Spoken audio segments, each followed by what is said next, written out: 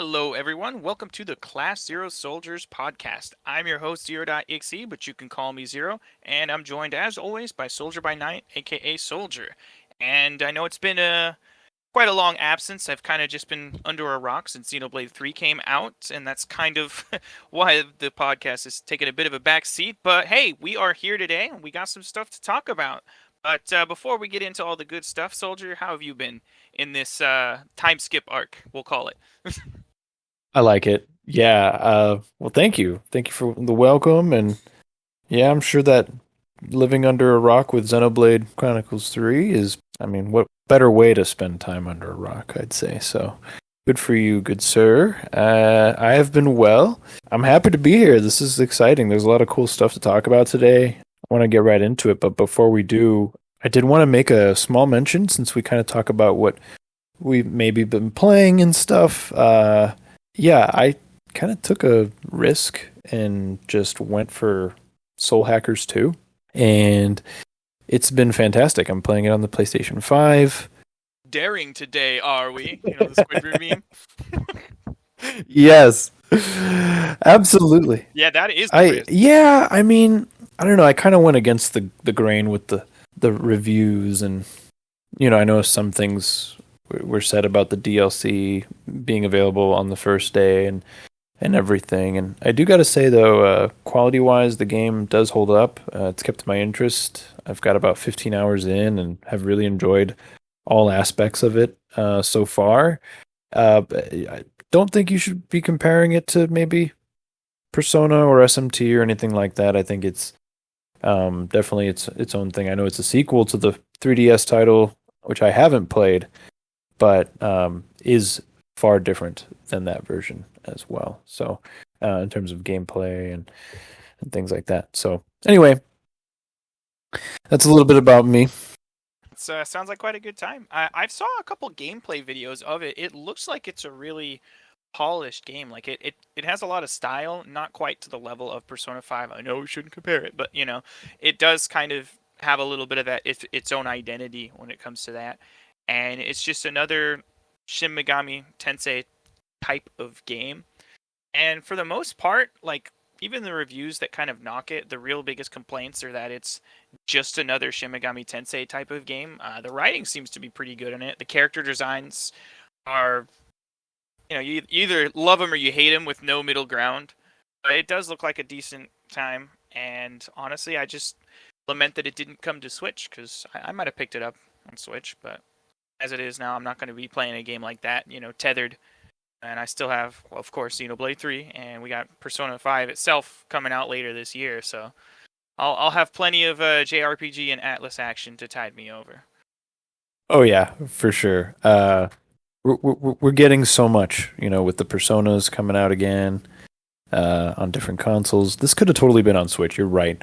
I don't feel like it's out of the ordinary. It was made in Unity, and I know there's like ranges to that, but Atlas being Atlas, what are you gonna do?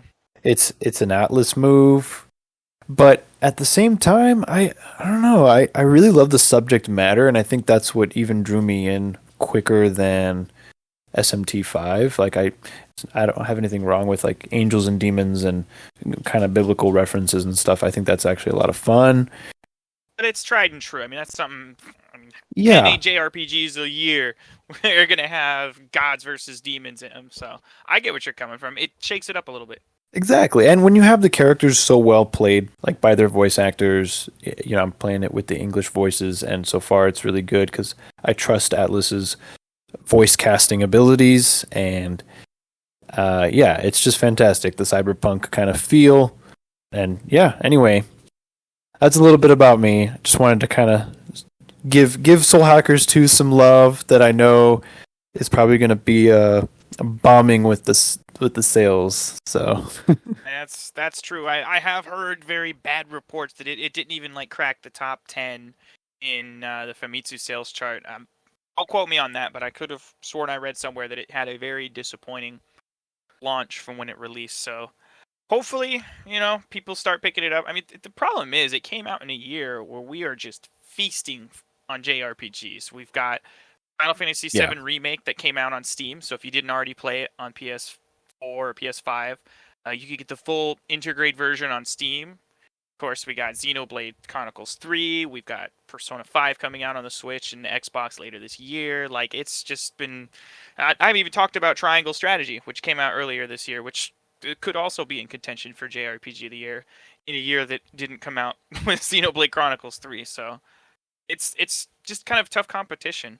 I just want to point out, you mentioned earlier that you're playing this and enjoying this despite not having played the first game that was on the 3DS. Like, that's a perfect parallel to Monster Hunter Stories 2, where I didn't play the 3DS version of the game, but I did pick it up on Switch, Nice. and I just thought that was kind of funny. Like, that's almost the same thing. I took a chance on Stories 2 just because the trailers just really had me intrigued. I'm like, I love the art style. It's a more accessible way to get into the Monster Hunter franchise, turn-based JRPG, monster collector, something familiar, and it was a great time. So hopefully you have as much fun with Soul Hackers 2 as I did with Stories 2, because it was, I mean, I probably have about 110 hours in that game. It was great. It was chock full of content too. Yeah, I remember you telling me with the post game stuff. There's multiplayer, which is great. I myself bought the game too, and I know you were expecting me to join you, so public apology for not buddying up with you during your playtime and everything. I know. Hey, I'll always boot it back up. If you ever get back into it, let me know. I'll help you hunt for some monsters. I'll get around to it for sure, and I will tell you because it's not like I have anybody else to play it with. I mean, I don't think there's like a public multiplayer. It's all like friend based or invite based, right? No, Oh, it's public. really? Yeah, you can play with anybody. It's pretty easy to do Oh, too. that's great. Oh, I didn't even know because I didn't check it out, but that's good to know. Yeah, no, this year's been flooded, right? So I also agree with your point. With just things being missed, and Soul Hackers 2 being one of them, among many other games. But I kind of miss like having that excitement of playing something new and not really caring about reviews and stuff. But obviously, $60 is steep. I will say that I traded in some games for it, so it made it a little easier, and it came with like some art cards or something, which is nice. Yeah, that's cool. I saw the special edition for it, but they wanted a lot, and it didn't really seem to come with much. No. So that was one of the reasons I passed up on it. I was like, well, like maybe with Rune Factory 5, I took a chance on Rune Factory 5 because the special edition was like 99, and it came with a really nice hardcover art book and some things. So I was like, you know what, I'll go for it. It's not that much more expensive than a regular game, and it has some neat stuff. But like the Soul Hacker special edition was really a letdown, especially when you consider Persona 5 and Shin Megami Tensei 5. Here I go comparing them again. But like the special editions for those games were just so much cooler, and they both came with like bags, like tote bags. Persona with the school bag, and then Shin Megami Tensei with the Yeah. smaller kind of over the shoulder type of bags. So I still have that bag. nice. Yeah, I've got both of them. Yeah, it's such a good special edition to have come with like I think it came with like half the tarot cards because before that game came out there was like a certain amount of Arcana cards you could get in I think the Ultimax game, fighting game. I think it came with like half of the Arcana cards, and then like Persona 5 Special Edition came with. Yeah, they did some weird thing there, but I was not impressed either with the Soul Hackers 2 stuff. I only bought the DLC, the $10 DLC on top of what I paid, and that was enough for me. I think it was a little silly for them to they released the hardest difficulty as like a free download, and I'm like, why wasn't this just in the? It's fine, it's okay. Anything to get you into an online store, perhaps. I don't know. Maybe it was like an afterthought, and they just thought of it late in development, so they couldn't make it in time. Because when you have a physical version of the game, like everything's got to be on there before the discs are printed. So I mean, for something like that, I can overlook and kind of forgive them for, Yeah. especially if they're going to include it for free. At least it's not like Xenoblade Chronicles 2, where they locked the difficulty slider, like not even a different difficulty, but like the ability to customize the difficulty. That was locked to the expansion pass, which was kind of whack. I mean, I bought it anyway, so I don't care. But it's Oh, just whoa. I don't like it when they do stuff like I that. didn't know that. How do they do that? Oh, I guess you have to have the expensive pass for that to be available. Yeah. So basically, there's like a normal, easy, and a hard mode, I think, and then there's custom and Bringer of Chaos mode. Bringer of Chaos mode is like the hardest one, where it's basically just all sliders all the way to the right. And then with custom mode, there's a slider in increments of I think 25 for every different aspect, like enemy health, enemy like Wow. defense, or party gauge accumulation, and things like that. So like you can basically customize the battle system to be however easy, hard, or somewhere in between that you want, which was great. But it was just kind of lame that that was something you could only get with the DLC. Completely unreasonable when it comes to, I guess more controversial when it comes to stuff where you're kind of forced into you know, buying something to have the full experience. As I've mentioned before, where it's like those people are always going to be kind of completionist even in their purchases when they want the definitive edition of something.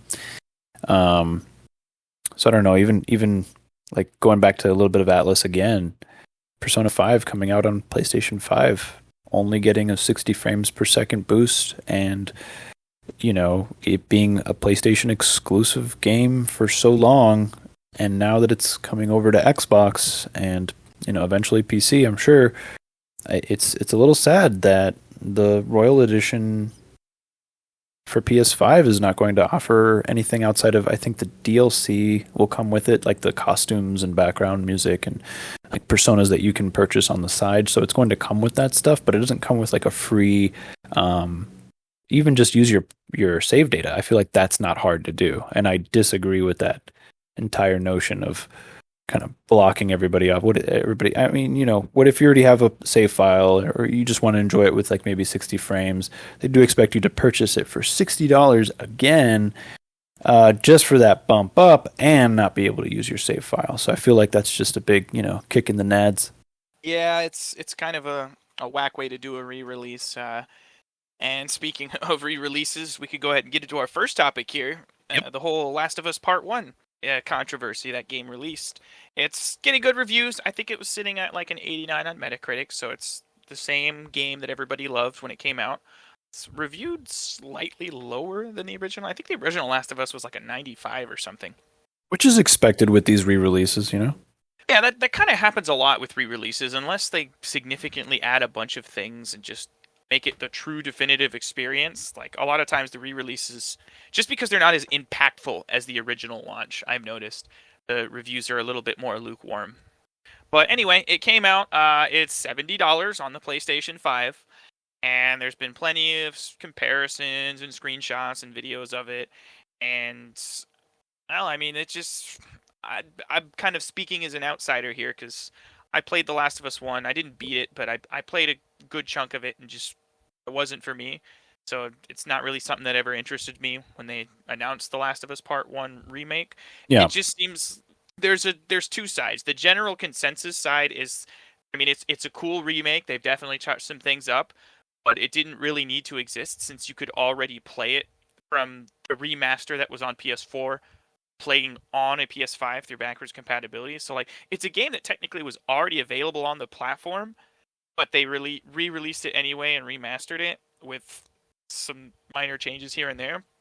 And then of course you have the other side where there's a lot of this crazy, you know, online a lot of fanboys are basically like, "Oh, you guys are mad at Sony for doing this, but what about when Skyward Sword HD released?" Well, first of all, you weren't on the internet when it released because everybody gave Nintendo shit for that.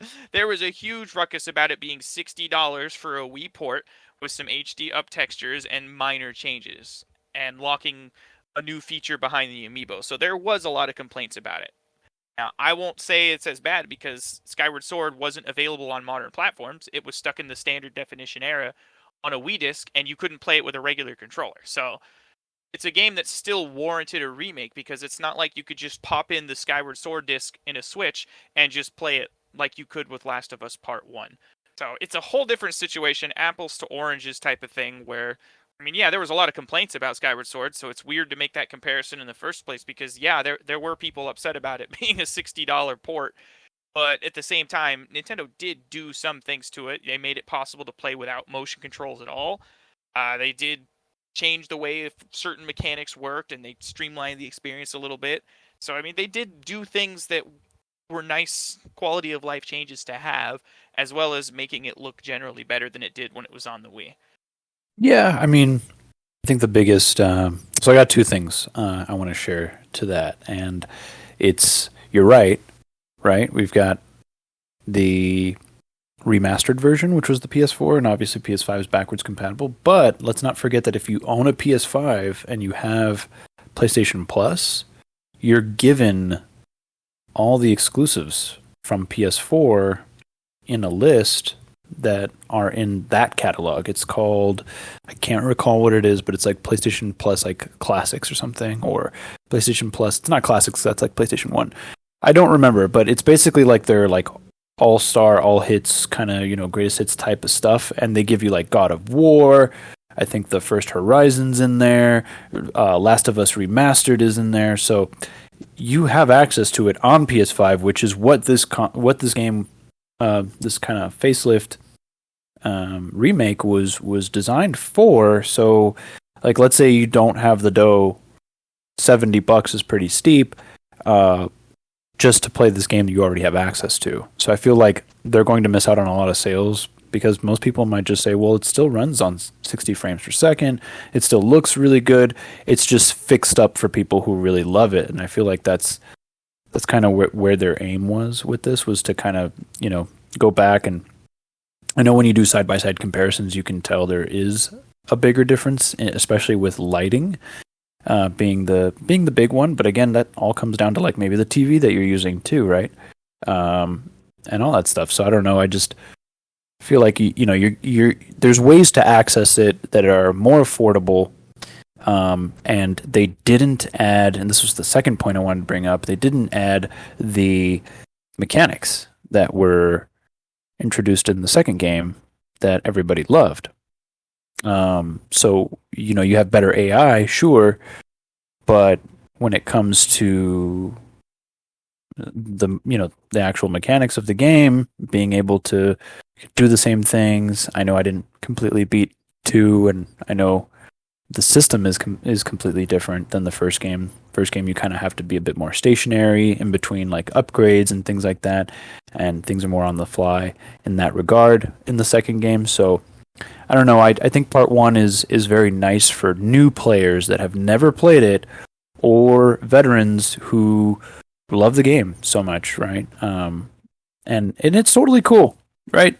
It's not for everybody. You don't have to love every game that everybody else does. I think it's totally fine that it didn't really land for you. I personally loved the subject matter of it. I'm not crazy into zombie stuff. Like, I like zombies. I know they use the infected and not the word zombies in the story at all. So I just wanted to kind of, squash that real quick. But yeah, when it comes to post-apocalyptic stories, I'm not super into it. I think it was more of like the dilemma that drew me in. But I hope that this game draws new people in that have PS5s this generation, because that was almost. Actually, that was 2 generations ago when it first came out in 2000, I believe, 13.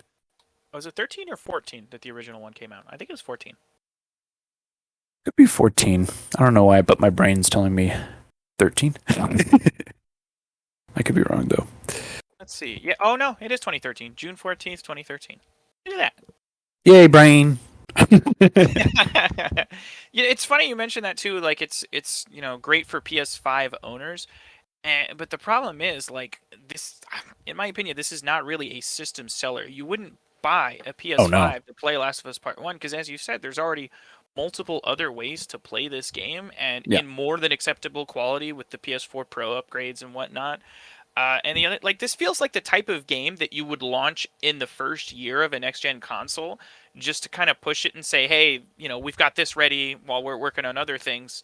This is a better version of that thing you already liked. So if you buy the new console, you're not stuck without something. Like, it feels more like something they would have thrown in the first year as kind of like a value add proposition to buy the new console versus, hey, this is what's going to make everybody want to buy this console. But of course, we're 2 years into the PS5 life cycle now, and just, I mean, it's really hard to justify a PS5 in general compared to even a PS4 Pro when there's so many great games already on there, and they're still making last gen ports of it. I mean, and of course you got to think about the price increase that they dropped everywhere around the world except for the U.S. That was unprecedented. I don't think I've ever seen a console manufacturer increase the price of their already existing console in its life cycle. That's that was crazy to me when I saw that news. So I don't know, man. I'm really not sure what's going on at Sony. And then of course you got Jim Ryan crying about Call of Duty potentially being exclusive to Microsoft consoles with the Activision acquisition. Like things are different at Sony. This ain't your older brother's PlayStation. I'll say that. Like PS3 Sony all over again is what is kind of Yeah. the word in people's mouths. Before we uh, get too far off base, though, I did want to also mention that the multiplayer that originally came out in 2013's version, the Last of Us on PS3, is not included at all in this remake. So They're still in development of that, right? Like you can download it later this year or something. I don't know enough on it coming out if it is, and apologies to anybody listening that might know. I have no idea. I personally thought they just were going to omit it completely. So I have no idea if it's going to be included later. I just know that since this was considered part one, it was just something that people were kind of hurt by with that high of a price, considering the first game had No it. kidding. So less content for more. Exactly. So I feel like That's an even tougher pill to I swallow. know, and I don't know. I can sympathize with that. That's a rough one. Yeah, man, it's crazy because at least with the Xbox Series consoles, like the way they're doing things now with like Game Pass, like there is a reason to buy an Xbox Series X Yeah. over, say, the Xbox One X, the Pro version of the Xbox One. So like, there's still a reason to get the Series X just because of Game Pass and everything they're offering Don't there. even forget smart So delivery. I mean, that would have fixed the Persona yeah, 5 problem right there on PS5, where you just get that upgraded version, no questions asked. I mean, they gave it a copywritten like name. I think that was right out the gate something that brought me joy. I'm like, damn, that's amazing. I want that for everything else. Why does Xbox have it only? And I don't know. That to me was a big seller for the console was smart delivery. I think it's fantastic, and the fact that you can enjoy all those services across multiple models of the Xbox family, like, is yeah. just another plus, right? And it just keeps stacking and stacking. If anything, Sony did great in the PS4 era, better than Xbox, in my opinion, and maybe in Oh general. yeah, I don't think that's up for debate. Yeah, and I feel like that gave Xbox time to research and figure out how to make their next move for this gen, and that's why they've been just kind of there's always Series S's in the stores.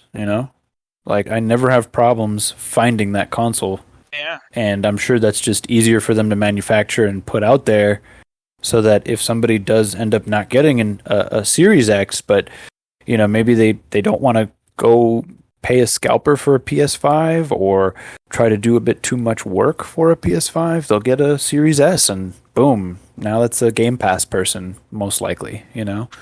Um The only downside to the Series S is just the low storage amount. It only comes with 500 gigs, and the only way to truly upgrade the storage for games yeah, on the next gen is to get that like memory card that's $200. It's like it's a cool entry level console, but it's should be better now.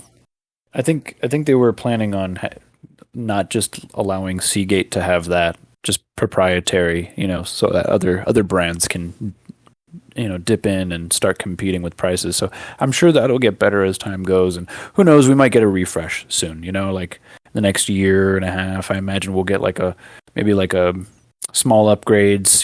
Maybe incremental stuff, nothing huge like a pro model of anything, or maybe even slims. I think we'll just see very small revisions. Maybe we'll get a 2 terabyte PS5. that would be Maybe nice. we'll get a 2 terabyte Series X or a 1 terabyte S.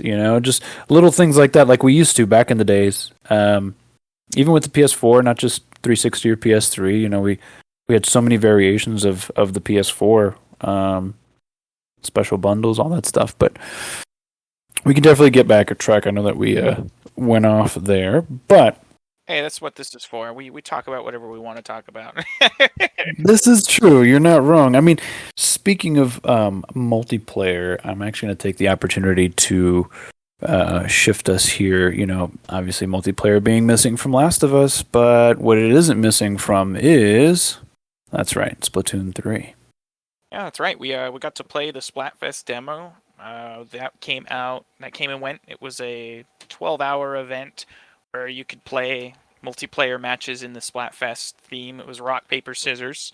Um, we also have the game coming out as of this recording about 25 hours away, which would be Thursday night at 9 p.m. Pacific time, because West Coasters get it 3 hours early because it's midnight on the East Coast, so Nintendo just releases it for the whole country.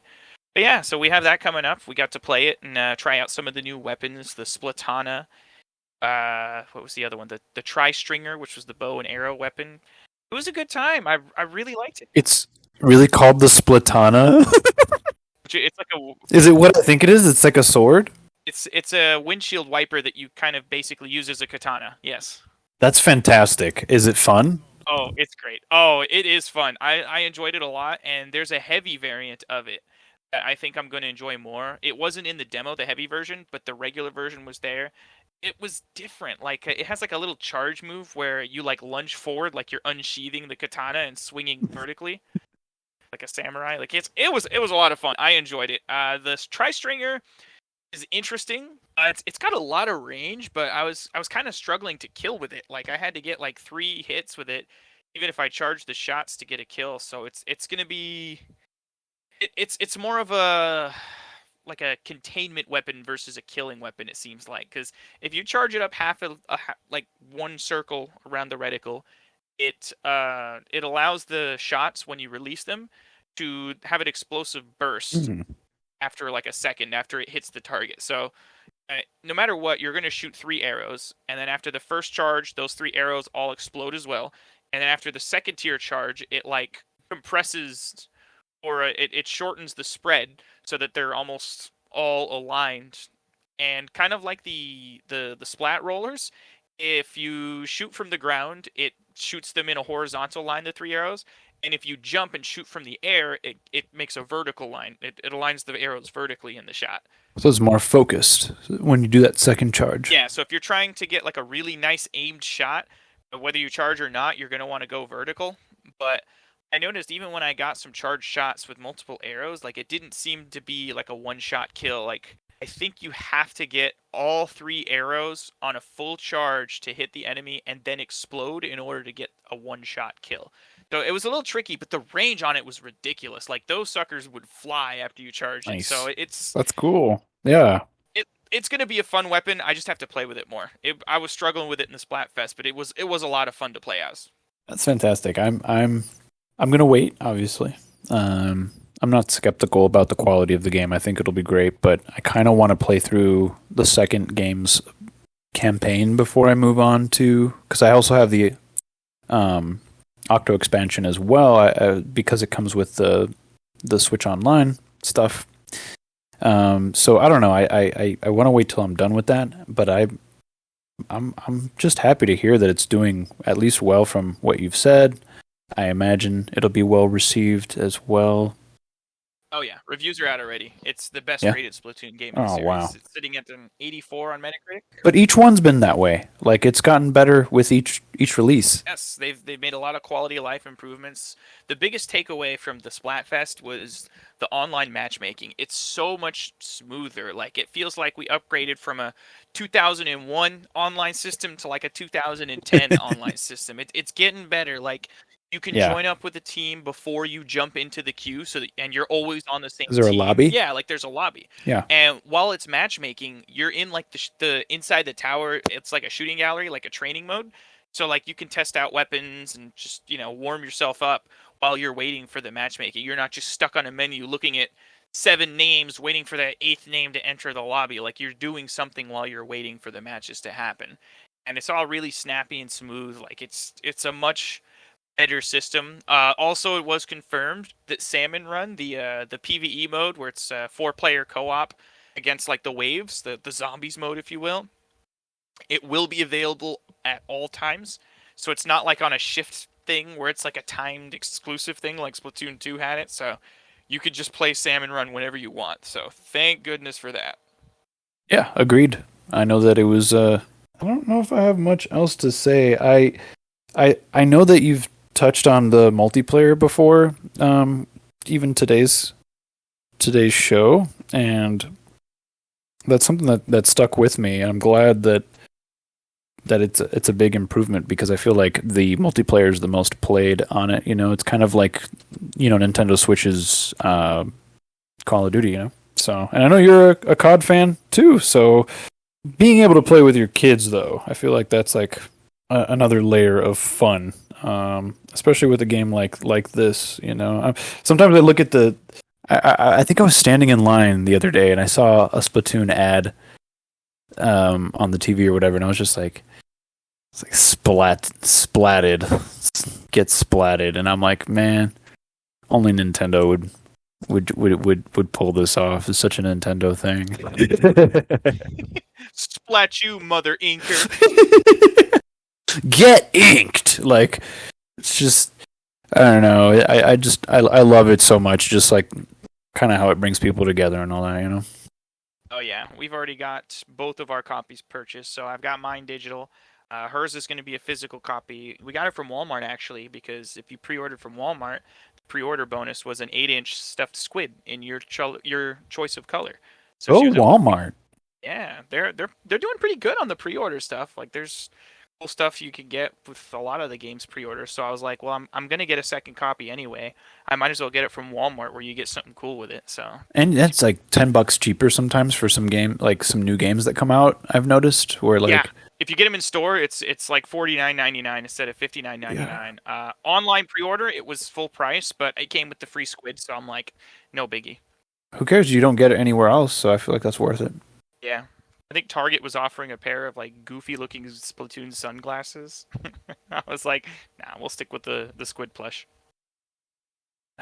Honestly, I am so over the paraphernalia that comes with pre-orders. Like I really don't care at this point. I think it's because I'm like over junked. Like I just have too much junk in my closet, outside in the open on my desk. Like when something comes with a little like trinket, I'm like, that's fun. But I'm not really excited about it. I'm like, I mean, it's cool when it serves a function, like, but yeah, if it's a cute thing, I get it. I like we were talking about earlier with like the Persona 5, like the bag, I feel like that's reusable for like ever, things like that is really fun. Art cards can be fun. But yeah, I love hearing everything that you've said about Splatoon 3, and I guess, man, you know what would be cool that I would add to it? I know this isn't a part of it or anything. This is going to sound kind of wild. I don't know if you're ready for this. Oh boy. I'm buckling my seatbelt. Yeah. Get me with it. Well, split screen mode. Can you imagine?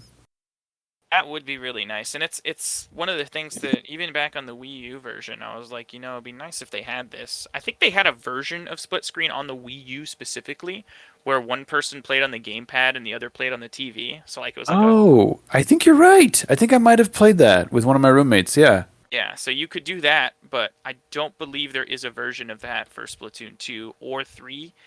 But there is local multiplayer, so if everybody has their own copy of the game, you can just run a local match. No. DS download play. Come on. Oh, man. We were spoiled. We didn't know how good we had it, bro. How about before DS download play, just hook up your other empty Game Boy with a link cable, and now you could play Mario Kart Super Circuit, or now you could play, I don't know, there was a variety of other games, some other Mario games too. I believe like the Mario Bros games that came packaged with each of the Super Mario Worlds re-releases, those all had it. But like that was fantastic, a fantastic use for your link cable that was laying around that you mostly used for Pokemon, and now you could get your brother, your sister, your friends, whoever. Boom. Like the fact that the DS had it, which had network capability, and the Switch doesn't, just shows you kind of like how different things are now. That's all. Did you ever play the multiplayer mode for New Super Mario Bros. On the original Nintendo DS? 1v1? Um, no, I actually. So, We're playing that next time you come over. When you come over, we are playing that. That was the most fun bus ride to school game you could play, and I don't know why Nintendo has never brought it back. It's somewhat similar to the Mario Bros. Multiplayer, but more expanded. Like you're on a looping stage, and you have to collect oh, 5 stars that randomly appear throughout the map. oh, cool. You could also just like play it like Smash and just kill each other because you could set it to have like 3 lives or 5 lives, and if you lose all your lives, you automatically lose anyway. But you could get power ups and hit each other with them, like the blue shell Mario, where like you're in a turtle shell, and if you dash, you turn into a like just a Koopa shell, Yeah, zipping through the level. Like that was so much fun. I just So need a DS then, right? yeah, all you need is a DS. And I've got plenty of those here, and one copy of the game. That and Mario Kart DS were the pinnacle of DS download play. Oh yeah. 8-player lobbies with one cartridge with Mario Kart, and you're playing a shy guy who's actually a top tier. So it's like you don't even like lose out by not having the game. Such a good experience. Take me back, bro. It's just such a different time.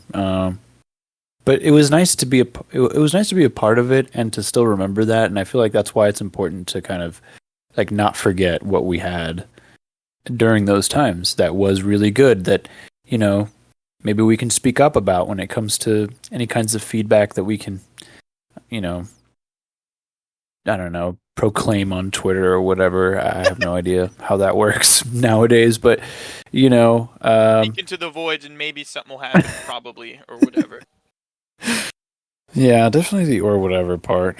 But how about that Xeno-sparking-blade 3? Oh yeah, baby. That's amazing. And I love that the fluff and words that they use in that game. Nothing in Spock. Yeah, it all has to do with kind of like their world. It like fits their world because of kind of like the combat and the British. yeah, like it works. Like they came up with like curse words that fit that world. Like it wasn't just censored; it actually matches like the stuff they're involved with on a daily basis. So I feel like it's really well done. Yeah, that game's amazing. I don't even know about this first patch. I mean, I already have it downloaded, but I haven't. I don't even know what's in it. What's in the first patch? No, we can go over that. So the biggest thing is they fixed cooking. Before, if you cooked at camp, the ones for the CP boost, the class point boost, just did not work. There was like a bug in the programming where it wouldn't work, and the enemy drops, I believe, was also messed up. So the only food cookings that would help you were the experience up ones.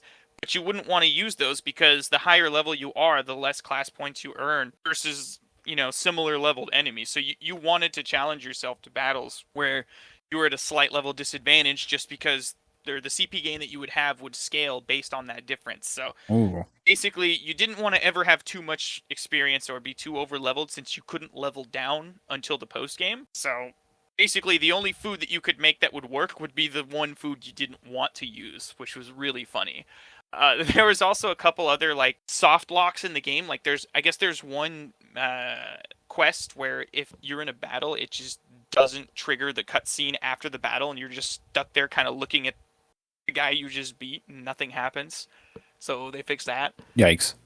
Yeah, and there was some goofy stuff, but it wasn't like, oh, you could never pass. Like it was very conditional. Like you had to do certain things to get it this way because a lot of people didn't have the issue, but there's a couple that did. So thankfully, it wasn't like a permanent, oh, you'll never get past this until it's fixed. But That's good. it did fix it for everyone now, so even the ones that did get stuck don't have to worry about it. That reiterates the importance of saving your game as often as possible. And Xenoblade 3 has a great system where there's 3 different saves, so you shouldn't be more than a couple minutes away from your most recent save, even if you're not a frequent saver. Because you have the manual save where you go into the menu, go into system, and then save your game, which I use the least, which is funny. You have the auto save where every time you like fast travel or do certain things, it'll save the game for you. And then there's quick save where if you open up the menu, any menu, you can press, I think it's Y, and it'll just quickly make a save while you're doing other stuff in the menu. And that's the one that I use the most. So hopefully people were using that quick save feature. It was a really nice boon to have in addition to auto save so that I would never lost too much progress when something goofy happened. I've actually had the game close on me a couple times where it just says the software closed due to an unexpected error. Hmm.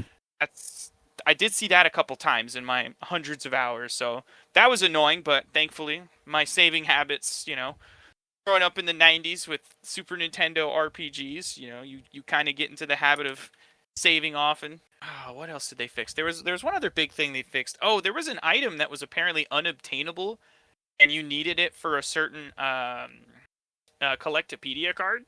So they fixed that where it drops properly from the enemy it's supposed to.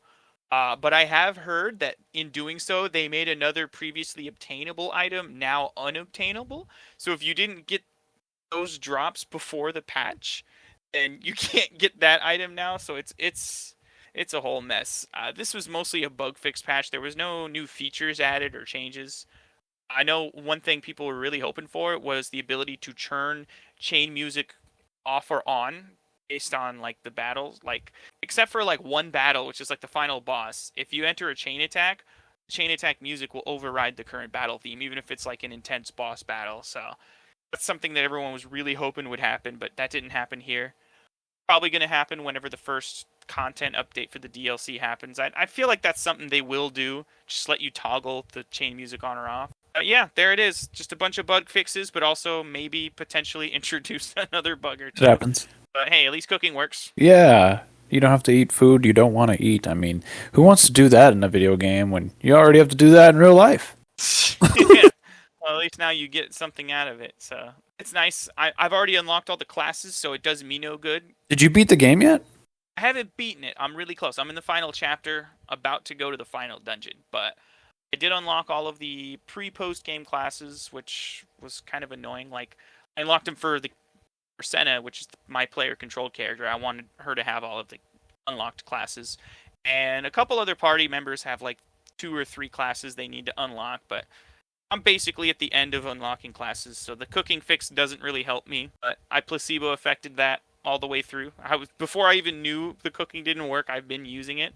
It's really funny too. Just random note that the community didn't even realize this until like a month and a half after the game released. There's people with like 100+ hour save files. Like, wait, what do you mean cooking doesn't work?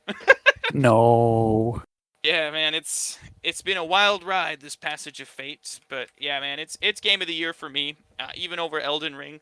It probably won't win over Elden Ring just because that's not how Keeley does things. He doesn't like anything related to Nintendo because Nintendo doesn't line his pockets like the other third-party companies do.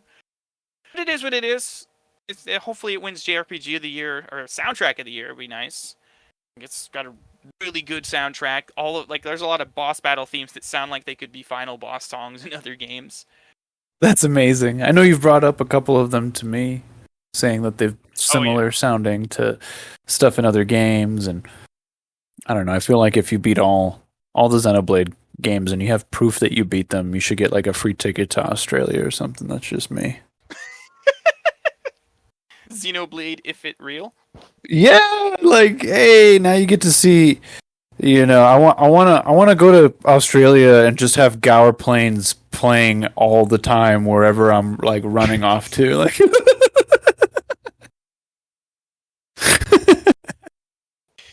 so yeah, Pokemon. We do got some more information on Scarlet and Violet, and I know this is something you were really excited to talk about. We got a whole, I think it was like a 3-minute trailer. what really? They were, yeah. You didn't see the trailer? You were the one telling me about all of the stuff. Did you just look at the website updates? No, man, I was there at 6 a.m. as soon as it dropped. Like I've been waking up at like 5:30 every day for some dumb reason. So it was hilarious because it was like 5:57, and one of the YouTubers I watch, his name's Abdallah Smash. He's like a really like family friendly. Oh, okay. I really like him. He lives like a lot of Pokemon games and he plays through them, and he's got a cool style about him. I really appreciate his energy, and he popped up in my YouTube feed, going live to react to it live, and so I watched it through him, and then I rewatched it again throughout the day, and I think it's awesome that we're getting some Pokemon reveals a bit more. We've got a nice batch of Pokemon now since, I think it was June that they started releasing all this information.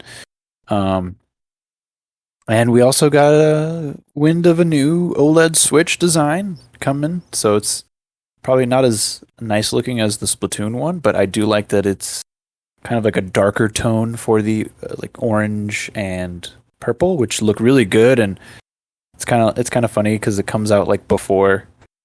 Wait, I don't know when that one comes out. Maybe it comes out before the game, like they usually do. Yeah, it does. If It's like I think the Switch comes out November 4th or something, and I think the games come out like a week or 2 weeks later.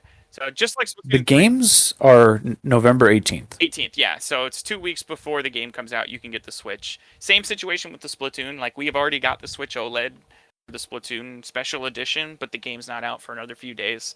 So that's kind of a common thing. Unfortunately, it also means it does not come with the game in either case, but both Switches Right. look really nice, and it's funny if you look at the back of the Switch OLED for the Pokemon one. I almost mistook it for the Splatoon one just because it has like the graffiti style icons on the back of it. Yeah. It looks really nice though. I'm probably not going to get it just because I just dropped almost $400 on a special edition Switch, and also maybe I'm just a little bit salty. I didn't get a Xenoblade special edition Switch or even a Pro controller this time. So no, I'm not mad. You're mad. Yeah, I mean, you love your special editions. You got the Mario one last year, Still got that one. before the OLED. Yeah, that was a great one. Came with a nice temperature colored screen, and I like that it was all red. It was the Oh only yeah. Switch like that. Only time they ever did it. They never made another Switch like that Yeah, where they did anything with the Switch itself. Because all of the other like special edition, like the Monster Hunter ones, there wasn't anything on the yeah, Switch itself. It was just the normal black, and then there was a decal on the dock. Same thing with the Smash Switch too. yeah.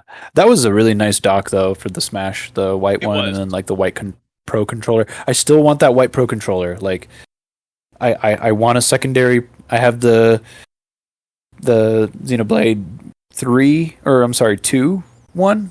The pink, and it's like pink. It's like magenta. It's like Pyra's kind of like Yes. colors. I want to get a sealed version of that because I have that one, but it's one I've been using, so it's kind of it's taken a couple beatings from being Yeah. used for so long. But I would like a sealed. Nothing beats a really nice controller. In fact, I, I I I think it'd be nice to always have a nice controller on deck that you barely use. Like you just use on like like that day where like, you know, you're just ready. Like maybe it's like a new game launch or whatever. It's like nothing beats playing like a new game with a new controller kind of feeling. Like there's something special about that combo. It's like going to bed with clean sheets. I feel like, and being clean yourself. Like you taking a really nice shower, hopping into bed with clean sheets. Like I feel like that combo is like the same for like a new game you're hoping for. And anyway, yeah, So we're on the topic of controllers, so this might be a good time to bring this up. I know you and I both really like the 8-bit do controllers. Have you seen the yeah. Ultimate controller that they just announced? Let me check it out real quick. Yeah, this thing, oh man, if I had the money right now, I would have pre-ordered already, but this thing is really nice. It's $70 on Amazon, and it comes with like a dock to charge it, but it also has the USB receiver with it that basically lets you use it on any console, the one that you have to buy separately. But basically, it comes with that, and of course, the controller just looks really, really nice. It looks very premium. It's using the traditional stick layout where it has this left stick on the top left and the right stick on the bottom underneath the buttons. So the same layout as Xbox controller and the Switch, the normal Switch Pro. Whereas the previous 8-bit doos had the sticks aligned on the bottom so that the D-pad was symmetrical with the buttons. But this is a really, really nice controller, and I'm definitely going to be picking one of these up whenever I do get the money for it.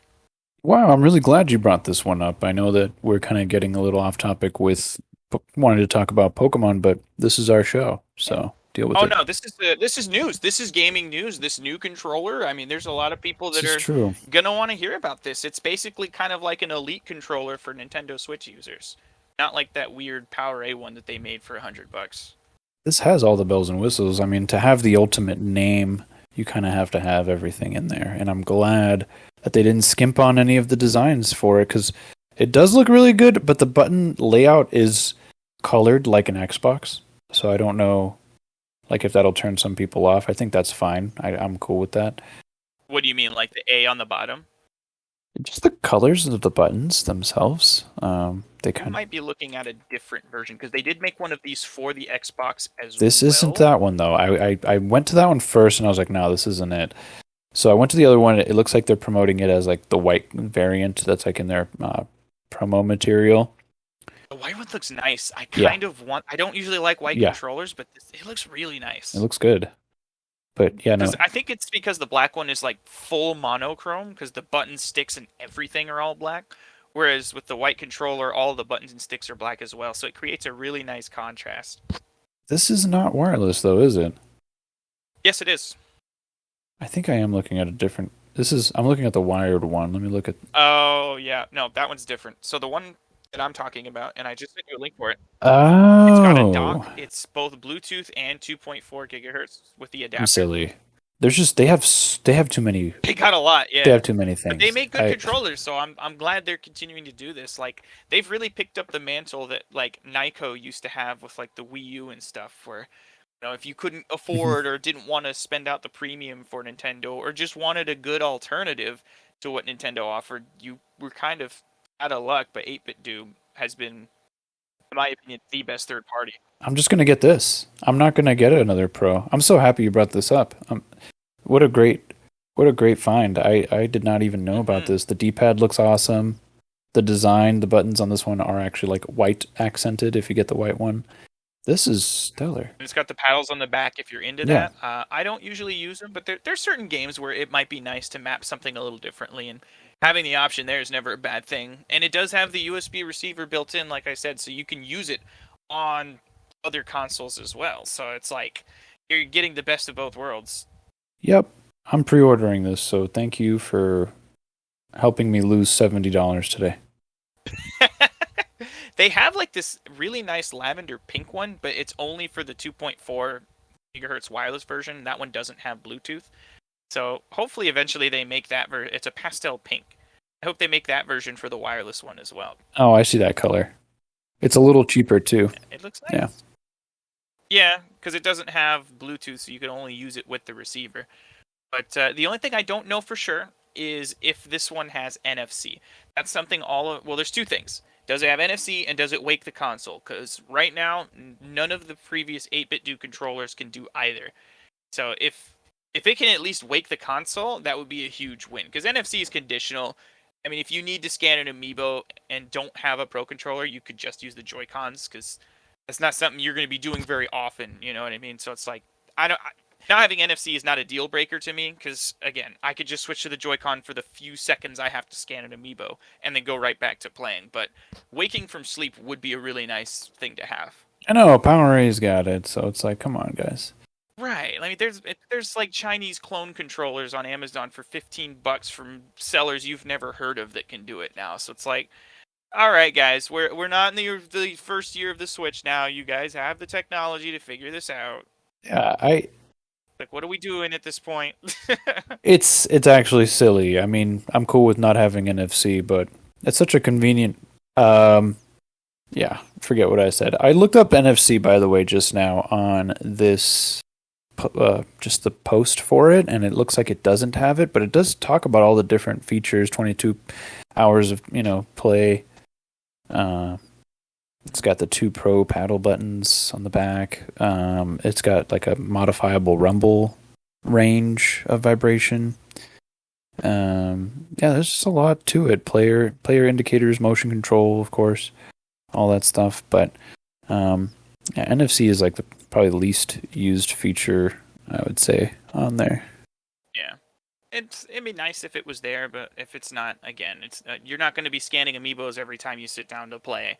So it's not really a deal breaker for me, but waking from sleep would be huge. I'm looking through the questions and answers here just to see if maybe they have something on it here, but I don't know if anybody's even asked that. But we'll find out when it comes out. It's in pre-order status right now. I think it comes out later this month. So we'll find out then.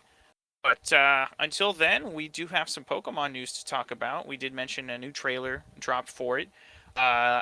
I just have to say that Ceruledge is got to be one of my favorite Pokemon designs I've seen in the last 3 generations. It's just so cool. It kind of looks like Nahobino from Shin Megami Tensei 5, but A lot of people have also said it looks like kind of like an Ouroboros form from Xenoblade Chronicles 3. So tomato, tomato, whatever you see is what you see. But either way, these both of them, the designs just look really cool. Like the other one, I don't remember. Armor Rouge, is that what it is? Yep. Armor Rouge, that's the special attacker versus Cerulege actually being a physical. Gotcha. Yeah, he kind of looks like a Guts mode Mega Man. Yeah. Or Guts style Mega Man. That's kind of what it looked like. So just really, really cool designs, and I'm just really happy to see this because there's been a lot of hit and miss designs for Pokemon in the last couple gens, but these are a home run, regardless of which version you like better. They're just both really, really solid designs with cool typings and abilities, and their signature moves that you were talking about earlier were really cool. You said the fire and psychic, the special attacker, it was basically like a uh, what did? Close combat. Yeah, you said it was like close combat. It's like close combat, but it's just a fire type. And it's special. Right? So it's special defense and defense. Yeah, it's a special move this time around. But yeah, it's really cool. We don't have anything like that either, and it's a fire psychic type as well, like Victini. Yeah, that's like you said. It's only the second time they busted out that. Well, third. We can't forget about Delphox, even though Delphox was underwhelming. Aww. It was a fire psychic, so I did forget about Delphox. So to be fair, I literally just thought of it this second. I'm like, wait, no, we did have one, but we don't talk about Delphox. Delphox was kind of disappointing. But Armor Rouge and Cerulege are not disappointing. Cerulege is a fire ghost type, physical attacker, as you mentioned. And I believe you told me his special, or his like signature move, has a hit points restoration, kind of like a drain punch, right? Yeah, so I believe that move is called Bitter. Yep, Bitter Blade. Exactly. Yep. Fire type physical. I love it. I know. It's gonna be. I bet it'll be like a drain punch where it's 90 damage, and the other one will be like a 1. I think drain punch is 80. Armor cannon will probably be like a 120. Is it 80? I thought it was 90. Okay, maybe it is 80. Oh no, I think or 75. Yeah, it's 75. It's because Giga Drain. They boosted Giga Drain. I think Giga Drain is a base 90. There's too many changes, and we're probably gonna go through more changes this time around. Where, like, I bet you now, like, if there's any Zigzagoon allowed in this game, if there aren't already, which I imagine they'll bring those in because they were just in the last gen, but who knows? But either way, I feel like Pickup is going to be replaced, like the ability, with that new auto battle feature where it's like, you kind of have your Pokemon out. They do, like, you can configure it to, battle with stuff you're walking around while you're exploring, or maybe you can choose not to, but they pick stuff up for you. So I'm like, oh, are they going to take up the pickup ability away and like replace it with something else? Or I wonder how that works. I don't think so, because with pickup it was more about like it was almost a passive ability, so True. You could technically combine the abilities of pickup and the new auto battle feature. So I don't think it'll make it obsolete. Besides, there was a specific item pool based on the Pokemon's level of what it would pick up. And if you were like level 100, you had a chance to like pick up rare candies and PP maxes and things like that. Ultra balls and everything. Yeah, I kind of forgot about the leveling for that and how there was some use. And you're right, you can stack stuff where like Payday and Amulet Coin, those were the days. Oh man.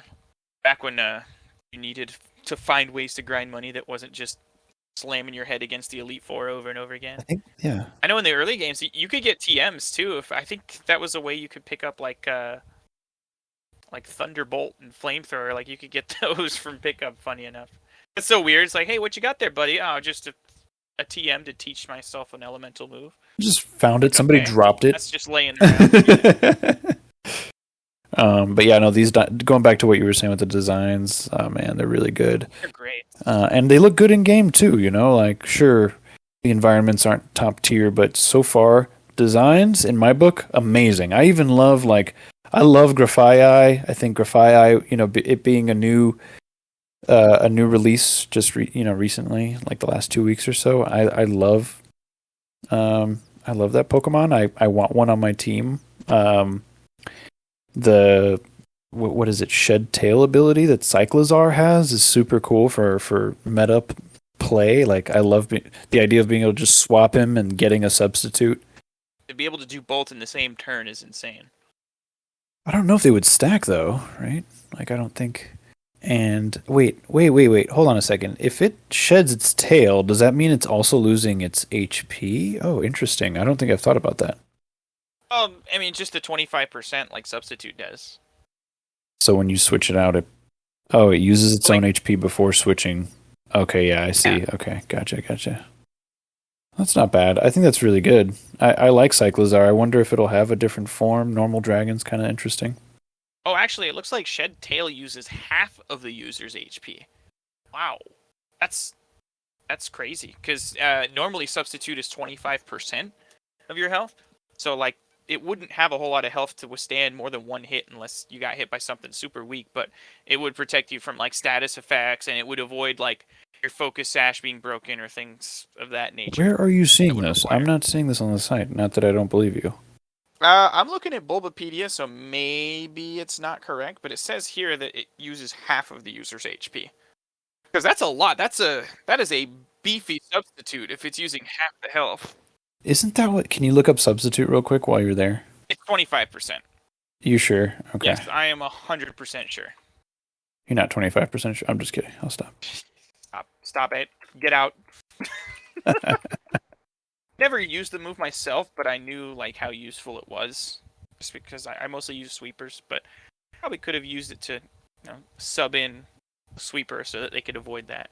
Yeah, decreases hit points by 25%, rounded down. So and that was a strategy too. Like you would gain your EVs in hit points to have the specific amount to allow yourself to create 4 substitutes and be left with 1 hit point. That was a thing people would do. That's crazy. Oh It's yeah. also over the top, but I mean, it makes sense. I mean, it's just nice to get somebody other than Mimikyu, that has like a type of ability like that. I Oh yeah. guess Ice-Q is also like that, if I recall from Sword and Shield. I never used it, so I couldn't tell you. It's okay. I just know that it looks weird without its ice cube on its head. It's kind of like a naked. It looks like a penguin without a hat, I guess. Yeah, just that one little hair. Yeah, Hey, exactly. speaking of Sword and Shield, did you get Ash's Dragonite? I did right when you said it. I Awesome. booted up my game and I grabbed it. I don't think it has a special. It's not a special move set, right? Not that I'm aware of. It just has some generally good moves. But There's a Gengar out right now too. It's I was just Ash's gonna tell you, Gengar. yeah, you can Oh, get Gengar as well. Although the Gengar is weird. I think it was like Naughty Nature, which is attack oh, plus special defense minus, and I'm like, why? It's like the Dragonite was Jolly, which is actually a decent nature for an for attacking speed. Dragonite. Yeah. Oh, wait. Yeah, Well, for it's speed. a Yeah, sweeper Dragonite. Speed plus special attack minus, so attack is right. unaffected. He's got like a base 134 attack, so he doesn't need the adamant nature, whereas definitely can use the speed. I think he's like base, what is he, 85 speed for Dragonite? He's not very fast, but Jolly helps him out a little bit. It was a good nature. Anyway, I was just like, Oh, hey, I'm over here thinking about the Gengar still. When you oh, said I'm that, sorry. in my mind, No, Gengar's like I'm like, 130 or something stupid. yeah. I'm like, wait, you're talking about Dragonite. This makes way more sense. I'm like, why does he want attack? That's what But I mean, yeah, though. The Gengar is naughty nature. Like, what? that's so Yeah. strange. You could always mint it, though. Yeah, I mean, we have that. We have the tech for that. So, I am Fuecoco still. I'm a Fuecoco fan. What are you starting with again? I'm in the same boat. Fuecoco all the way, man. I don't I Oh don't yeah, think it's gonna happen, but we still have a chance to get a fire or a part Dragon. dragon starter Pokemon, which would be really nice. That would be a first ever, and they could do it. They could do it. Hey, but you can always terrestrialize. That is true. I'm gonna get Charizard and make it Terrestrialized Dragon and be like, look, he's Which is actually good. interesting. Oh, I didn't think about that. Oh, interesting. Okay. Hold on. Let's think about this for a second. Um, so if you can kind of go out and farm Pokemon, and maybe there's somebody who tells you what the terrestrialized type, like the terrestrial type, will be for a Pokemon, or maybe there's an indicator in the menu, or maybe there's something like that, Yeah, it's right? in the Okay. menu. Kind of like how you could Gigantamax, it has the little symbol. Okay. So like it'll tell you what your terraform will be, and any Pokemon can have any of the 17 types. Is it 17 or are we in 18? Did Fairy make Well, it I 18? wonder if they'll let you do that from the beginning, because then you could just soft reset until you got, Oh, a certain interesting. type that you wanted for your starter and start the game off with, a type that you maybe you'll use because you already know about some of the Pokemon out there. I'm going in blind with this. I know that you said you knew about some leaks, and we've got some confirmations because the leaks have been pretty accurate so far. I don't know about Um, that though. I don't know if that was ever yeah. covered in the leaks because you do have to unlock the terrestrialization feature. Okay. So I don't know if there's any way to know in the beginning of the game what Interesting. your starter will be, but I do know for sure there's an item to like change it to whatever you want, kind of like the mints. Oh, oh, oh. So I wouldn't worry too much about that. If you don't get the type, like if it doesn't show in the menu, there's no point in soft resetting anyway. But even if you did still want a specific type, you could just get it later through an item. And I think the items you get those through the raid battles. Like that's how you farm those items. Oh, okay, to like change them, to change the types, which is rewarding, considering, Yeah. it just opens so many doors. I'm excited to play online again. I just And Gigantamax co-op. was never my thing, and yeah, co-op with what ATB system style stuff. Yes. Not just the raid battle, but like just the Oh, regular in the game. game, You can yeah, play you're co-op. right. Yeah. Yeah, yeah, yeah, yeah. That's gonna be huge, man. What is going on? This game's going to be kind of like a campaign single player slash Pokemon Go again, where we like buddy up with some friends. Like it'll be cool to do some of like how they released today the Titans, right? Like us being able to do that, like hunting for that herb. What is it? Herba Mystica. And being able to Something like fight that. the Titans in order to like get some of those treasures. So I wonder how it'll be when you have like a buddy with you on some of those quests. Yeah, it's gonna be quite the thing to see and try out. I'm just happy that they're going all in on the co-op thing. So like it does look like it's gonna line up to be one of the better releases in a long time. Hopefully there's gonna be a lot of post game content as well, besides just farming Terra items or whatever the case is to just make it worth it to keep coming back. I did like the Dynamax adventures in Sword and Shield, but that wasn't until the second DLC pass. So hopefully they don't make us wait two expansions in order to in order to get some decent post game and shiny hunting. Who knows how we're gonna shiny hunt in this game? But it's looking like it's gonna be one of the best releases. Let's how about this? Let's do a prediction.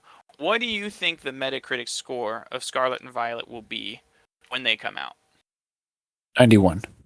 91. Wow. Okay. I'm gonna go with. Well, let's put this into perspective a little bit here. I believe Sword and Shield were like 80, 81. Let's see.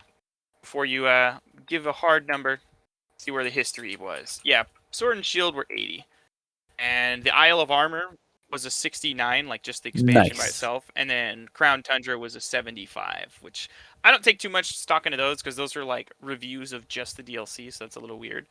Uh, Brilliant Diamond and Shining Pearl, I know those weren't very highly rated. Yeah, 73. Those are trash. I'm sorry.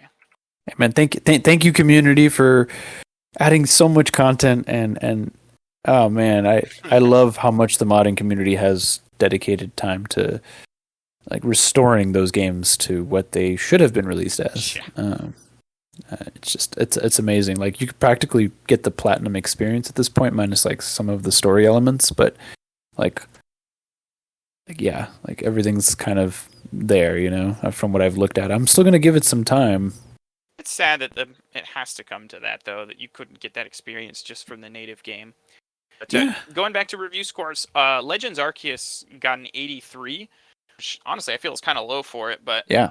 I'm going to go ahead and say that Scarlet and Violet, they're going to score 87. That's my official prediction. I think they're going to be up there.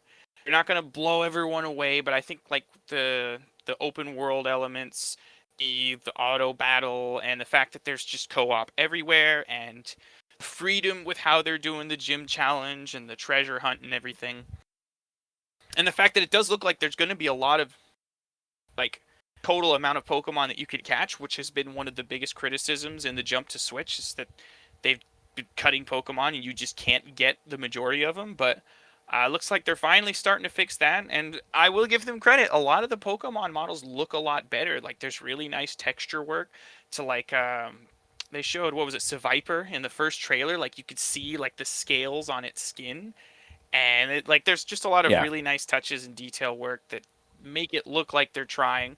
Environments are still kind of meh. They're hit and miss. They're really good for a Pokemon game, but relatively average for any other game. But average is better than what they've been putting out, so it's a big improvement. I'm thinking 87 seems about right. That's a good prediction. I think that's a solid answer. I stick with my 91 because I think it'll be like maybe a 90 realistically or an 89, but I think we'll both be really close right there. I think it's just gonna do really well. I have not had any doubts about it. As time has gone, forward and they've released more information like today, they kind of snuck a little peek of Kamala. Kamala's returning. We haven't had Kamala since Sun and Moon, and I love Kamala. So I have a competitive shiny Kamala in my Pokemon home. It's just sitting there waiting. There was another Pokemon they showed that hasn't been in there. I think Go-Goat was one of the ones they showed, Oh, and we haven't had Go-Goat since what was it, Sun and Moon? yeah, we could use it in Sun and Moon. Yeah, I think that's where it was introduced. Actually, it was a ride Pokemon. But yeah, like No, wasn't. there's a couple Wait, Pokemon in where's there. Go-Goat? I thought Go-Goat was sixth generation. Am I thinking of What? Saucebuck?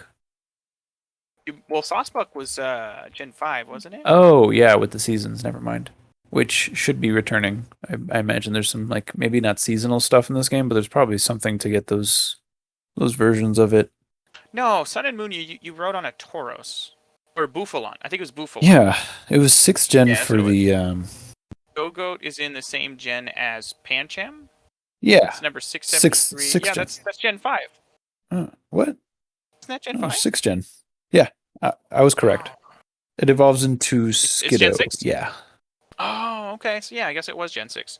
Because Okay. remember when we went to the town, the main town in that game, like kind of like France. It went like really close to the player's face, and you got to walk around, and they had like a ride. It was like the first rideable. Um, That's right. Okay. It's coming back to yeah, me like now. you could only ride it in like those little herd Gen areas or 6 was whatever. such a blip just because it came and went. No, but you know what's cool about Gen 6? I was just thinking about this the other day. I booted up Pokemon X. I was playing a ROM hack of it called, well, not a ROM hack, but it's like a difficulty hack called Pokemon Eternal X or something. Anyway, I booted it up. It's really hard. Anyway, I was like skating around. I was like, man, this game brought so many people. I remember working at GameStop at the time when that game released, and people were just like buying 3DSs with Pokemon X and Y and walking out the door. And I had never seen anything like that since I was a kid, where people were just buying Game Boys to play Pokemon. And I think the more sad part was seeing people come back in and trade them both in. And I think that was you're right, it was a blip, but like it was a huge adrenaline rush for everybody. Oh, Pokemon exists again. It was kind of like a 3D too. It was the because first 3D games. yeah, and it had 3D in the battles. So like Yeah. you got to experience that aspect if you cared about it. And At half the frame rate, mind you, but Mewtwo X, Mewtwo Y, we had Mega Evolutions, and that was a big thing because we had the Charizards.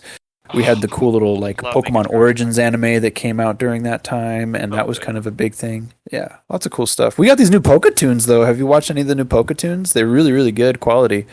I've seen some things about them, but I haven't actually watched them. But thank you for reminding me because I do want to watch those. Watch them with some of your kids. They're fantastic. The animation styles are all really original. A good friend of mine. It's on their YouTube page, right? Yeah, Okay. it's on the YouTube page. I believe it might be called. Yeah, it might just be on the Pokemon page. But yeah, just look up Poketoons, and there's like probably over 10 of them available to watch.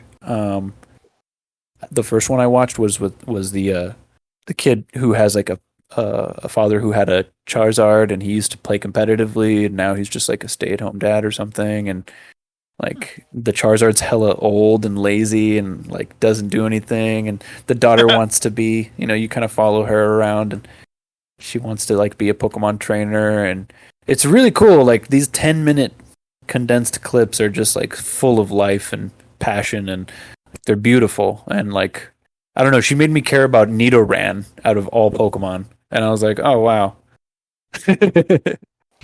cute. Yeah, I'll definitely check those out. The kids do like the Pokemon movies, so I'm sure they'll get a kick out of that. Oh yeah, for sure. Never thought I would have a Bulbapedia opened up to Go-Goat. I know, right? So random. But yeah, going back to even just everything we've talked about with the new versions, I think the auto battling is going to be fun. I know I touched on that a bit, but I love the idea of Team Star. Let's talk about Team Star. Ugh.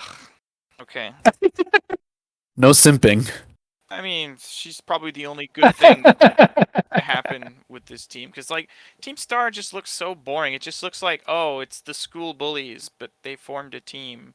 It's like the school bullies are unionizing. Oh, cool! What a twist. I don't know. I think it's great. I think the symbol is great. Like, I love the design of the S being in the middle of the star. Like, that's really, really cool. Yeah, I think the glasses that they all wear that has stars, yeah, that's kind of cheesy. Like, did you guys all go to the same market, buy these in bulk, and then make yourself a team? Like, I get that. Like, it's different than any of the bigger, badder teams where they're like, we have an incentive, and that's taking over the world, or that's terraforming Earth, or that's, whatever it is, ending the world. I don't know what Team Flare did though. What was their thing? They wanted to nuke the world with a giant laser. Yeah. Yeah, stakes were a little higher back then. I was thinking, like, I thought that I know they had like a Pokeball factory, but I thought there was something else to that though. Like, I know that there was destruction involved, like depending on which version you played, because I think in X it was like more about like with Xerneas and like rebirth and stuff, and then in Y it was more, I don't know. I think there's a I think Y is the one where he just like Lysandre, however you say his name, he just wanted to blow up the world, whereas in X it was like he wants to remake the world, but like either way he was still going to use that giant flower laser to do it with their power. So it was kind of cool to have a very high stakes thing that wasn't just, look, it's the team, they're gonna steal your Pokemon or whatever. So it was a fun time. I don't know, man. Just Team Yell was really, really stupid, and I'm not seeing anything better from Team Star. Like Team Skull was stupid as well, but it was such a self-aware way in which they did it, to where it was like funny and lovable. And of course, Guzma was like the they best. they didn't take themselves seriously, so we didn't take them Exactly. seriously. Like they were meant to be a joke, like just a spoof. Like, yeah, look how badass we are. We're gonna steal this street sign. You better watch out. Like, it was so goofy and well executed that it was just fun. And of course, Guzma was a genuinely great character. Yeah.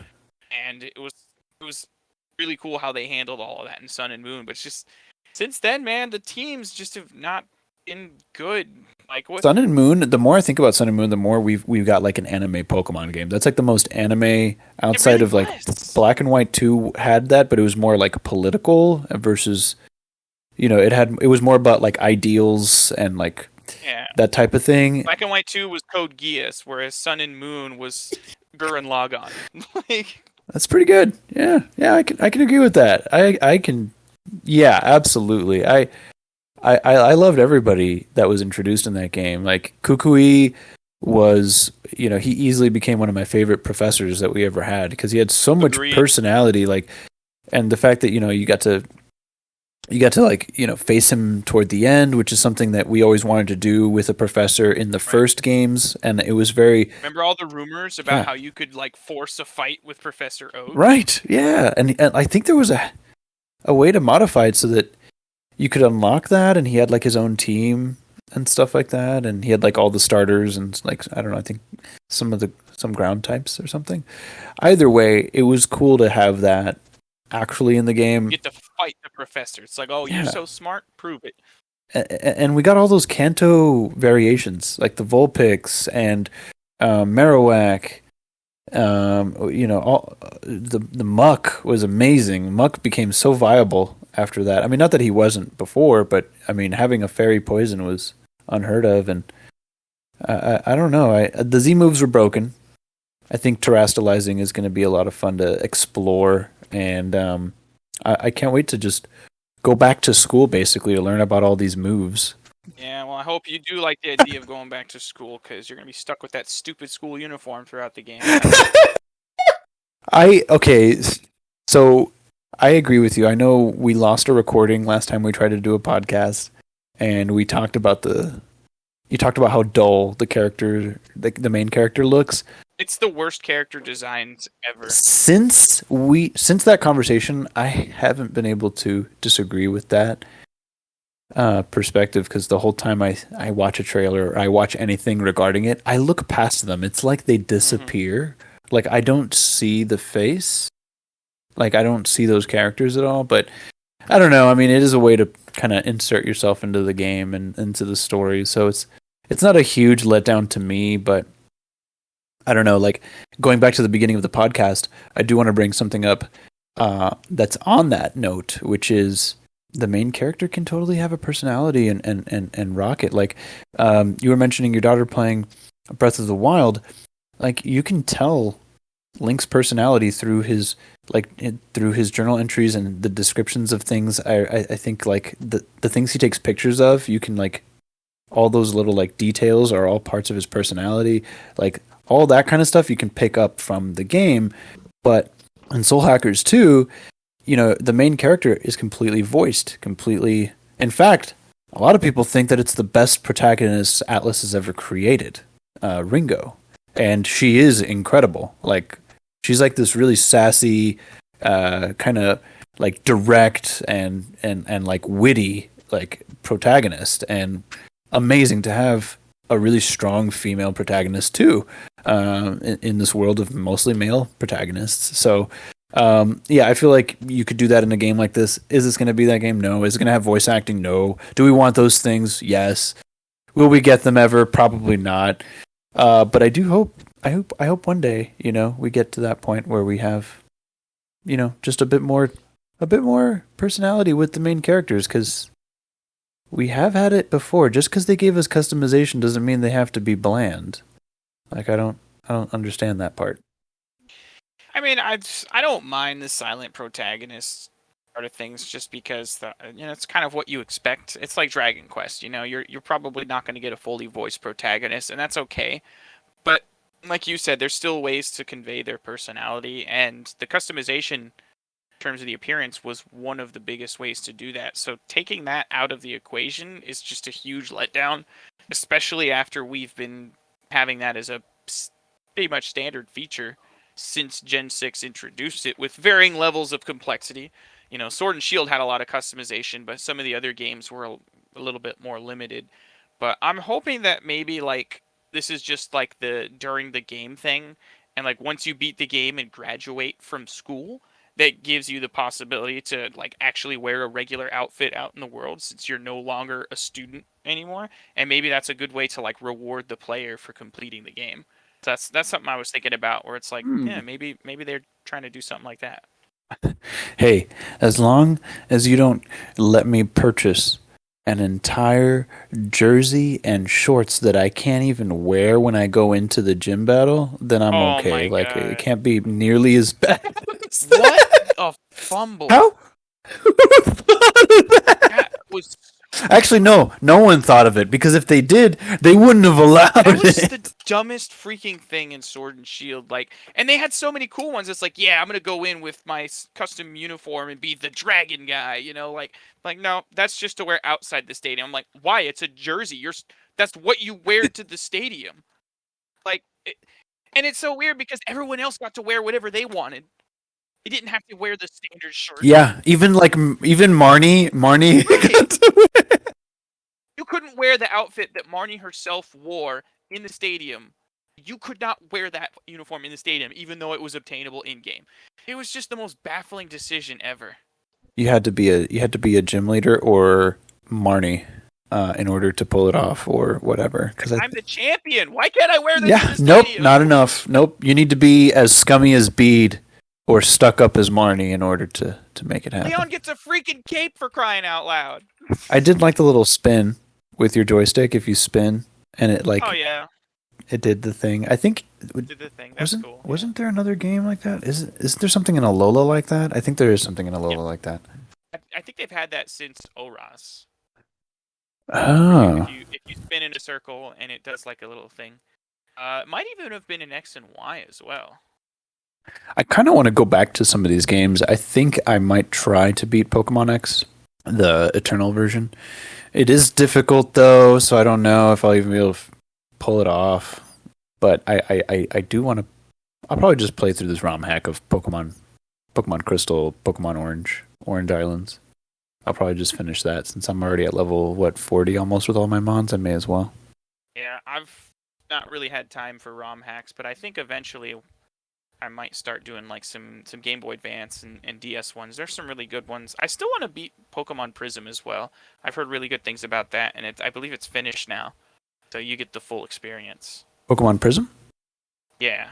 Yeah, I have the latest patch. I think it came out last year. Like, it came out like beginning or middle of last year, and yeah, I have a nice little cart with a box for it and everything, and Nice. it's I like that game. I think it's really well done too, but I haven't been attracted to finish it or do anything about that. Like I think I started like 2-3 hours into it, but I never got all the way through. In fact, I use that same game pack just to like flash my other games that I want to try out onto it, just because I don't have an EverDrive. I really should just own an EverDrive at this point. I don't know why I don't, but That's the one for the is that the N64 one, the EverDrive? EverDrive makes I think Kriz is the developer for it, and yeah, Make it there's for multiple consoles, right? yeah. So there's Okay. like there's one for everything. I think like retro wise, like N64, Game Boy, Game Boy Advance, and what's cool about the Game Boy Advance and Game Boy ones is that there's different versions. So there's like an X3, X5, or X7, and if you get depending on the tier you get, you know, one might have the real time clock, which I think that's the top tier. The other one might have like a bit more extra features and things like that. So you just have to like kind of shop around, see what you're going to use it for, and then buy that one. But they all range from like 90 to 170 for each. Ooh, mama. Yeah, so that's another reason why I said, you know what? That's more of a convenience thing. I still don't mind buying packs. Like I'll still buy game packs. I have a box full of just GBA, Game Boy, and I'll still buy those packs, man. I just the other day I bought a Japanese copy of Super Mario Land 6 golden coins. Oh, nice. That's And one of my favorites. yeah, and it's like what, an 89? It's like 1989, and it's like it works beautifully, and I'm just like, it's fine. Just take the game pack. It's okay, not just have one pack that does everything and all that stuff. It's all good. Like I don't mind. But still won't get the analog pocket. I've thought about it a million times and debated on it, but I won't do Nah. analog pocket. I just There'll be a better console. even if they came out with a second version of it, I think it would be better than what they already have. The Game Boy Advance having those black bars is just not my thing, and I know I would play a lot of Game Boy Advance on there. Yeah. No, I get you. Like, I I don't know if there's any like retro style system that appeals to me more than like a modded version of the original hardware. Like I think my ideal console would be just the original Game Boy Advance shell with a battery pack with a USB-C mod and a backlit IPS screen. That's pretty much all I need.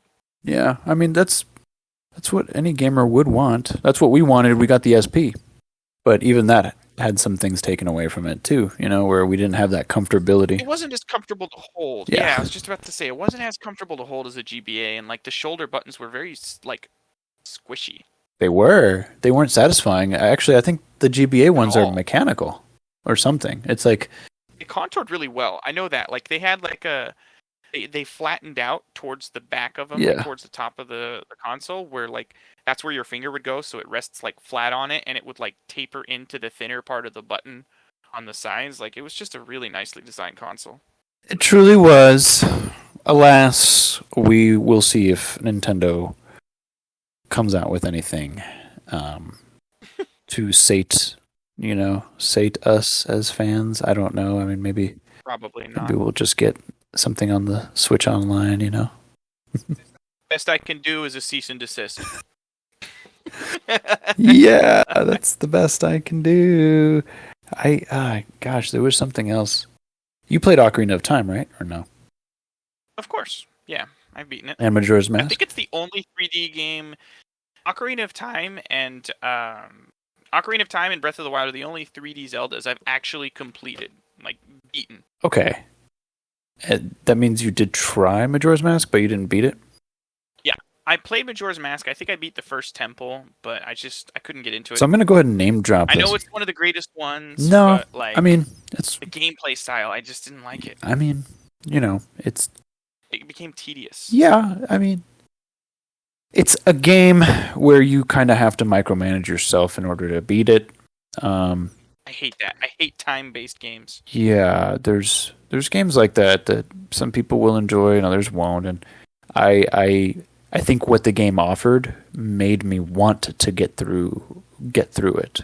Just because of I just wanted to be able. I love time control, and the game did incredibly well at giving you the tools that you needed to slow down time and speed it up when you needed it to. So I feel like incredibly well done for a game that came out back then on limited hardware. Either way, the reason why I'm bringing all of this up is because recently, in the last year, Major Link, a YouTuber, and his small team, or their small team, not sure, came up with a web series. It might be completed. Don't quote me on that. I believe there's 4 or 5 episodes now. But they basically came up, and there's a disclaimer at the beginning of each of the videos stating, like, hey, this isn't canon. We came up with this because of our love for the games. But basically, they came up with a story that happens that's never been written before. And they basically came up with this entire storyboard. And the story is Link's story when he gets sent back to being a kid, and after he comes back from Majora's Mask's quest, and so basically, like a prequel. So yes, and it's his story from when he returns 7 years later to Hyrule, and like he meets the Deku Sprout and finds out that Ganondorf has returned, and he wants to return the Ocarina of Time to Zelda as he said he would, and it's amazing, dude. Like, it's called The Legend of Zelda: Hero's Purpose, and it's like really well done. It's done in the Unreal Engine, and it's Unreal Engine 4, I believe. And probably what's interesting about it is, and slightly jarring, is all of the characters are really well done in that engine, but the world is just slightly touched up from the original, so it has that kind of opaque, low graphic fidelity to it. But it works really well. No voices, but it has all the same sound effects of the dialogue message boxes from Ocarina and Majora's Mask, and it has like the music playing in the background, and they have some new tracks. They went all out. They did this as like just love for the series. So I just wanted to throw that in there. I know that wasn't really on our agenda and stuff, you for but bringing it up. I gotta check that out. That sounds like a really fun watch. They're great. I think the episodes aren't even that long. They're like 20. Imagine it like being an episode of a series. They're like 25 minutes long. So take your time with them and enjoy. I think you'll really love how good they convey. There's no voices, and they do such a great job. It feels like you're playing parts of the game you never got to play. That's how it feels. Nice. Anyway. Well, that pretty much covers everything that we wanted to talk about today. Hopefully we'll get some big news soon about a big September Direct. But until then, I'll go ahead and kick it on over to Soldier. Close us out, buddy. Zero, thanks so much for taking the time to talk with me about video games today. Thank you, everyone, for listening to us talk about video games. If you haven't already, please subscribe to our YouTube channel, Kraken Skulls Gaming, and hit the notification bell to be notified when a new episode drops, which should be once a month. So keep up on that, and Yeah, share your opinion. You can freely like or dislike whatever it is. Let us know how we're doing, how we can improve. Take care, everyone, and happy gaming. Cheers. See you, everybody.